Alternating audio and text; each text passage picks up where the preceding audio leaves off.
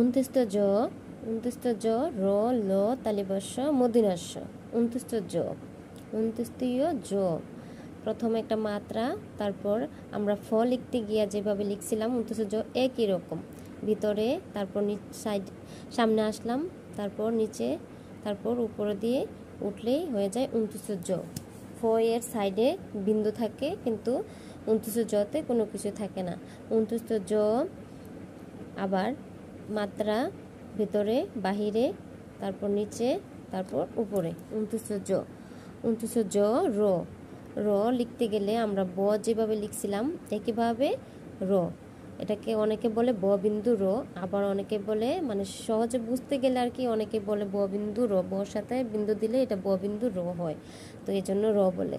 আবার কেউ কেউ ডাইরেক্ট র বলে বা সোজাসুজি র বলে, র।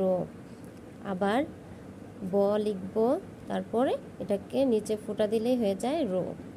আচ্ছা, উনত্রিশটা জ, র, ল। ল কীভাবে লিখব?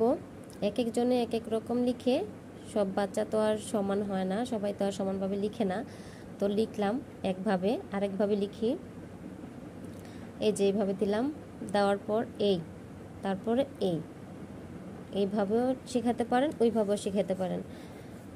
উনত্রিশটা জ, র, ল, তালিবস্য। তালিবস্যটাও কঠিন, কিন্তু সহজভাবে লিখলে সহজ হয়।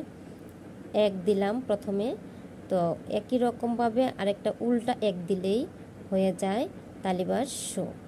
আচ্ছা, আবার লিখি, আবার সহজে যদি এক টানা লিখতে যাই তাহলে এভাবে দিয়ে তারপর সোজা করে দিলেই তালিবস্য। তালিবস্য, মূর্ধন্যাস্য। মূর্ধন্যাস্য, উনত্রিশটা জ যেভাবে লিখছি মূর্ধন্যাস্যটা একই রকম।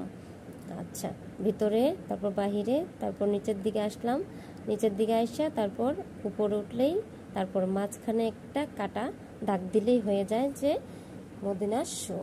উনত্রিশটা জ, র, ল, তালিবস্য, মূর্ধন্যাস্য, তালিবস্য, মূর্ধন্যাস্য, আবার মূর্ধন্যাস্য, এই যে এইভাবে লিখতাম।